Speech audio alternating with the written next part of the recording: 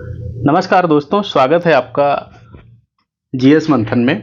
आज हम अपनी निबंध सीरीज का अगला निबंध पढ़ेंगे। भारत की अंतरिक्ष यात्रा, चंद्रयान से गगनयान तक की उपलब्धियां। ये निबंध हमारा साइंस टेक से भी संबंधित है, अंतरिक्ष वाले साइंस से भी संबंधित है। आप इसको समझ सकते हो कि करंट का भी है और साइंस का भी है। निबंध हमारी परीक्षा में बहुत महत्वपूर्ण रोल रखते हैं। जो हमारी चाहे आरओ की परीक्षा हो, एआरओ की परीक्षा हो, यूपीएससी की परीक्षा हो, ये निबंध सबके लिए महत्वपूर्ण होते हैं। हमारा काम होता है कि हम निबंध को पूरी क्लास को देखें। जब पूरी क्लास हम देखते हैं तो जो जो चीज़ें बीच में महत्वपूर्ण बताई जाती हैं वो सब हमारी समझ में आती हैं। जीएस मंथन पर निबंध सीरीज बहुत पहले से चलाई जा रही है। यदि आपने अब तक नहीं देखी है तो पहले के भी निबंध देखिएगा। यदि पहली बार आप जुड़े हैं तो आप चैनल को सब्सक्राइब करिएगा, जिससे कि आने वाले निबंध आपको मिलते रहें और जीएस का जो पार्ट रहता है क्वेश्चन वाला, वो भी आपका पूरा हल होता रहे, क्योंकि हम जीएस मेंस आंसर अभ्यास भी लगातार कराते हैं। निबंध लिखने में कुछ चीज़ें हमें ध्यान रखनी होती हैं। जैसे पहली है कि हम वही टॉपिक चुनेंगे जिसमें हमें 60 से 70% चीज़ें पहले से पता होती हैं। इसका फ़ायदा ये है कि यदि हमें चीज़ें पहले से पता हैं तो हमें बहुत ज़्यादा सोचने में समय नहीं खर्च करना है, हम सीधे लिखने पर आ जाएंगे।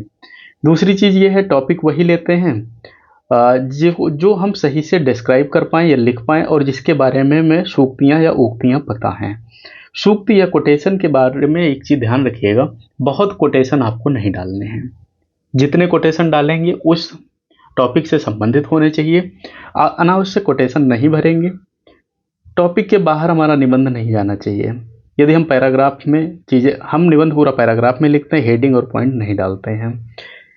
पैराग्राफ में सारी चीज़ें आपकी सही से होनी चाहिए। ऐसा नहीं है कि एक चीज़ पहली पैराग्राफ में लिखी फिर वही चीज़ आपको अंत में लिख दी, यानी चीज़ों को हम दोहरा रहे हैं, ये नहीं करना है। निबंध परीक्षा में पूरा पढ़ा जाता है फिर नंबर मिलते हैं, इसलिए राइटिंग का भी हमें विशेष ध्यान रखना रहेगा। निबंध में मैं आपको यहाँ पूरा हेडिंग में पढ़ाऊँगा। हेडिंग में पढ़ाने का मतलब ये है कि आप जिससे आसानी से समझ सको। जब हम हेडिंग में पढ़ाएंगे तो आप उनको सही समझ लेंगे। जब आप परीक्षा में लिखने चलेंगे तो आपको थोड़ा लाभ उससे मिलेगा। लेकिन आपको हेडिंग में नहीं लिखना है, बस मैं इसलिए पढ़ाऊँगा जब आप वहाँ परीक्षा में बैठे हो तो आपको याद आता रहे। हो सकता है यह निबंध आपकी परीक्षा में जितने शब्द में पूछा गया उससे थोड़ा बड़ा हो, तो ज़्यादा मैं इसलिए पढ़ाता हूँ जिससे आप ज़्यादा पॉइंट उस चीज़ के जान पाओ। यदि मैं आपको मान लेता हूँ 100 पॉइंट ही किसी भी चीज़ के पढ़ाता हूँ तो परीक्षा में जाते जाते आप 70 ही याद रख पाओगे। यदि मैं इससे संबंधित 300 पॉइंट पढ़ाता हूँ तो 100 के रेशियो में रखोगे याद, तभी 210 चीज़ें आपको याद रहेंगी उस चीज़ से संबंधित। यानी जब आप निबंध लिखने चलोगे तो आपको थोड़ी आसानी होगी। यह निबंध हमारा भारत की अंतरिक्ष यात्रा, चंद्रयान से गगनयान तक की उपलब्धियां 3 भागों में बटा है, प्रस्तावना, मुख्य भाग और निष्कर्ष। प्रस्तावना में हम लिखेंगे निबंध से संबंधित 100 शब्द लगभग, जिसमें हम बताएंगे कि इस निबंध में हम क्या लिखने वाले हैं। मुख्य भाग में हमारा मुख्य निबंध रहता है, पूरा निबंध रहता है, जिसमें हम आर्थिक लाभ, सामाजिक लाभ, हानि, पर्यावरण पर लाभ, चुनौतियाँ, ये सारी चीज़ें लिखते हैं। अंत में निष्कर्ष लिखते हैं जो कि हमारे निबंध का निचोड़ होता है। पीडीएफ आपको टेलीग्राम चैनल पर मिल जाएगी, लेकिन केवल पीडीएफ से काम नहीं चलने वाला है। पीडीएफ आपके अभ्यास के लिए अच्छी है। सही में पढ़ाई जो होती है वो आपकी क्लास में ही होती है। जो चीज़ें मैं यहाँ पर समझा देता हूँ वही चीज़ें आपको परीक्षा में याद आती हैं। नोट्स तो आपके पास बहुत पहले से रखे हुए हैं। प्रस्तावना देखते हैं। सबसे पहले, भारत का अंतरिक्ष कार्यक्रम आज विश्व की अग्रणी शक्तियों में गिना जाता है।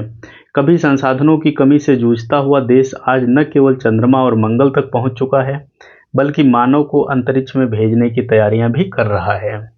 भारतीय अंतरिक्ष अनुसंधान संगठन इसरो ने अपने साहस, तकनीकी क्षमता और दूरदर्शिता से दुनिया को दिखा दिया कि सीमित संसाधनों के बावजूद बड़े सपने पूरे किए जा सकते हैं। चंद्रयान से लेकर गगनयान तक की यह यात्रा भारत की वैज्ञानिक शक्ति, आत्मनिर्भरता और राष्ट्रीय गौरव का प्रतीक है। यह हमने कुछ चीज़ें लिख दिया प्रस्तावना में, जिसमें हमने चंद्रयान, गगनयान का थोड़ा थोड़ा जिक्र कर दिया और भारत की शक्ति बता दिया। अब हम देखते हैं भारत की अंतरिक्ष यात्रा की शुरुआत, यानी कुछ हम इतिहास से संबंधित चीज़ें इसमें लिखेंगे। हेडिंग नहीं डालेंगे, आपको सीधे लिखना है। भारत का अंतरिक्ष कार्यक्रम 1962 में भारतीय राष्ट्रीय अंतरिक्ष अनुसंधान समिति की स्थापना से शुरू हुआ, जिसका नेतृत्व डॉक्टर विक्रम साराभाई ने किया। 1969 में इसरो का गठन हुआ 1975 में भारत का पहला उपग्रह आर्यभट्ट सोवियत संघ की मदद से लॉन्च किया गया।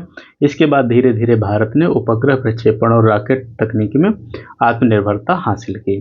ये चीज़ें जो हैं ये डाटा है।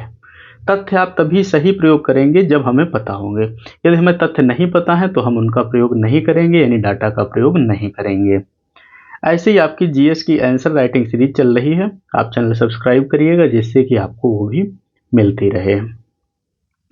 अब हम देखते हैं प्रारंभिक उपलब्धियां क्या थी। 1980 में एसएलवी 3 के माध्यम से भारत ने रोहिणी उपग्रह का सफलतापूर्वक प्रक्षेपित किया। 1990 के दशक में पीएसएलवी यानी पोलर सैटेलाइट लॉन्च व्हीकल ने भारत की लॉन्चिंग क्षमता को वैश्विक स्तर पर पहचान दिलाई। ये वाली बात आप जो कामा के अंदर लिखी है इसको हिंदी में ही लिखेंगे, मतलब उच्चारण खंड लिखेंगे। इनसैट और जीसैट ये आप ऐसे ही लिखेंगे क्योंकि ये किसी चीज़ की शॉर्ट फॉर्म है। श्रृंखला के उपग्रहों ने संचार और मौसम पूर्वानुमान में क्रांति ला दी। चंद्रयान क्या है?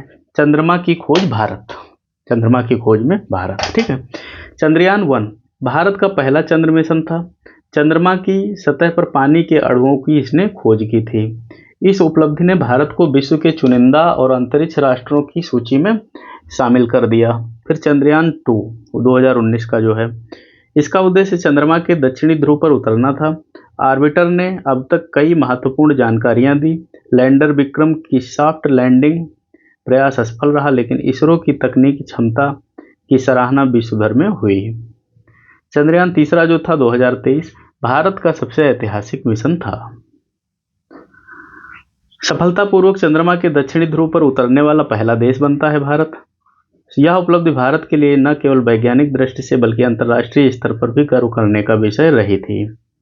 मंगलयान, इसके बारे में देखते हैं। लाल ग्रह की यात्रा 2013 में इसरो ने मंगलयान यानी मार्स ऑर्बिटर मिशन लॉन्च किया। यह मिशन अपनी कम लागत और पहले ही प्रयास में सफल होने के लिए ऐतिहासिक रहा। भारत ऐसा करने वाला पहला एशियाई देश और दुनिया का चौथा देश बना। इसने भारत की तकनीकी क्षमता को वैश्विक स्तर पर प्रमाणित कर दिया। गगनयान यानी मानव अंतरिक्ष मिशन में भारत का पहला महत्वाकांक्षी मिशन गगनयान है। इसका लक्ष्य है कि 2025 तक भारतीय अंतरिक्ष यात्री गगननॉट्स को स्वदेशी रॉकेट से अंतरिक्ष में भेजा जाए। गगनयान मिशन के लिए भारतीय वायुसेना के पायलटों की रूस और भारत में प्रशिक्षण इनको दिया गया है। इसमें crew module, launch escape system और जीवन समर्थन प्रणाली जैसी उन्नत तकनीक विकसित की गई है। यह मिशन भारत को अमेरिका, रूस और चीन जैसे देशों की श्रेणी में खड़ा करेगा। फिर इसमें कुछ उपलब्धियों की हम बात करेंगे, हेडिंग नहीं डालेंगे, इनको भी हमें उसमें लिखना रहेगा। नाविक, भारत की स्वदेशी नेविगेशन प्रणाली है। आदित्य 1 2023 का जो है सूर्य के अध्ययन के लिए भारत का पहला सौर मिशन है। शुक्रयान जो प्रस्तावित है शुक्र ग्रह के अध्ययन की तैयारी है। वाणिज्यिक परिप्रेक्ष्य, इसरो ने अब तक 36 से अधिक देशों के 400 से ज़्यादा उपग्रह लॉन्च किए हैं। तो इसमें भी अपना फ़ायदा होता है। देखो जैसे अपने सैटेलाइट से हम लोग लॉन्च करते हैं अपने यहाँ से, तो ये हमको पैसा देते हैं, मतलब ये ठीक है, अच्छी चीज़ है, ये हमको पैसा देते हैं और वो पैसा हमारे देश के काम आता है। अब इसमें हम देखते हैं भारत की क्या स्थिति रही है। भारत दुनिया का चौथा देश है जिसने चंद्रमा के दक्षिणी ध्रुव पर उतरने में सफलता पाई है। गगनयान मिशन की तैयारी अंतिम चरण में है और 2025 में इसका प्रक्षेपण अपेक्षित है। इसरो निजी कंपनियों और स्टार्टअप के साथ मिलकर अंतरिक्ष क्षेत्र में नए नवाचार कर रहा है। भारत का अंतरिक्ष बजट कम होते हुए भी दक्षता और लागत प्रभावशीलता के कारण दुनिया में सराहा जा रहा है। चुनौतियां क्या हैं? अंतरिक्ष तकनीक में बढ़ती वैश्विक प्रतिस्पर्धा, अंतरिक्ष मलबे का खतरा, निजी क्षेत्र की सीमित भागीदारी, मिशनों की लागत और तकनीकी जटिलताएं। अब देखो यहाँ मैंने क्या सिखाया आपको, चुनौतियां लिखनी है अपने में पैराग्राफ में। अब हमने चुनौतियों के 4 खंड आपको बता दिए। अब आपको क्या करना है, इन चारों खंडों को शब्द बना देना है। ठीक है, इन चारों खंडों को शब्द बना देना है। जब इसको हम शब्द बना देंगे तो हम अच्छा खासा पैराग्राफ एक बना लेंगे। अंतरिक्ष मलबे की जब बात करिएगा तो अंतरिक्ष मलबा किस प्रकार से आता है ये बता देता हूँ, बाकी टर्म इसमें आप सब जानते हो। अंतरिक्ष मलबा क्या होता है, यहाँ से जैसे उपग्रह जाते हैं, यहाँ से ऐसी बहुत सारी चीज़ें जाती हैं जो ऊपर स्पेस में इकट्ठा होती रहती हैं। तो इकट्ठा होते रहते वहाँ कोई सफाई सुथराई तो चल नहीं रही है।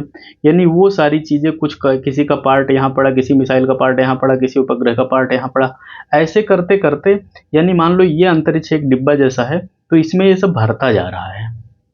अब ये कितना भर गया है ये अभी तक जानकारी कोई नहीं दे रहा है, लेकिन ये लगभग सूत्रों से पता चला है कि ये भर रहा है। जब भर रहा है तो कहीं ना कहीं से तो ये नुकसान करेगा भैया। दूसरी चुनौती क्या है, प्रतिस्पर्धा बहुत बढ़ रही है। हर देश चाह रहा है, जैसे भारत ने कहा कि हमने 30 लॉन्च किए, तो कोई कह रहा नहीं हमने 50 लॉन्च कर दिए। यानी ये प्रतिस्पर्धा भी बढ़ रही है। प्रतिस्पर्धा बढ़ेगी तो ठीक है, प्रतिस्पर्धा बहुत अच्छी चीज़ है, लेकिन ऊपर के बारे में भी थोड़ा सोचना चाहिए, सोचना पड़ेगा। भविष्य की दिशा देखते हैं। भारत आने वाले वर्षों में चंद्रमा और शोध, मंगल पर दूसरा, शुक्र ग्रह का अध्ययन और गहरे अंतरिक्ष अनुसंधान की दिशा में कार्य कर रहा है। अंतरिक्ष पर्यटन और निजी क्षेत्र की भागीदारी से भारत की संभावनाएं और भी व्यापक हो जाएंगी। अब हम अंत में लिखते हैं निष्कर्ष या उपसंहार। भारत की अंतरिक्ष यात्रा साधारण नहीं है। संस्थानों की कमी, तकनीकी चुनौतियां और सीमित बजट के बावजूद इसरो ने बार बार साबित किया कि संकल्प और विज्ञान की शक्ति से असंभव को भी संभव बनाया जा सकता है। चंद्रयान से गगनयान तक की यात्रा यह न केवल भारत की वैज्ञानिक क्षमता का प्रतीक है, बल्कि यह हर भारतीय के लिए गौरव का विषय है। आने वाले समय में भारत न केवल अंतरिक्ष अनुसंधान में अग्रणी बनेगा, बल्कि विश्व को नई दिशा भी देगा। आकाश ही सीमा नहीं, बल्कि भारत के सपनों की शुरुआत है। तो यह निबंध आपका इस प्रकार पूरा होता है। यदि आप चैनल को पहली बार आए हैं तो आप सब्सक्राइब करिएगा और लोगों को शेयर करिए, जिससे सबको लाभ मिले। और इसको 2-3 बार अभ्यास तो ज़रूर ही करिएगा। जब आप ज़्यादा अभ्यास करेंगे तो आप बेहतर लिख पाएंगे, क्योंकि देखिए मेंस आपका जो है निबंध बहुत महत्वपूर्ण भूमिका निभाता है। पूरा उत्तर आपका पढ़ा जाता है, तब इसमें नंबर मिलते हैं। जब आप अभ्यास करेंगे तो ही आपकी राइटिंग अच्छी होगी। ये क्लास यहीं तक थी, मिलते हैं अगली क्लास में। धन्यवाद।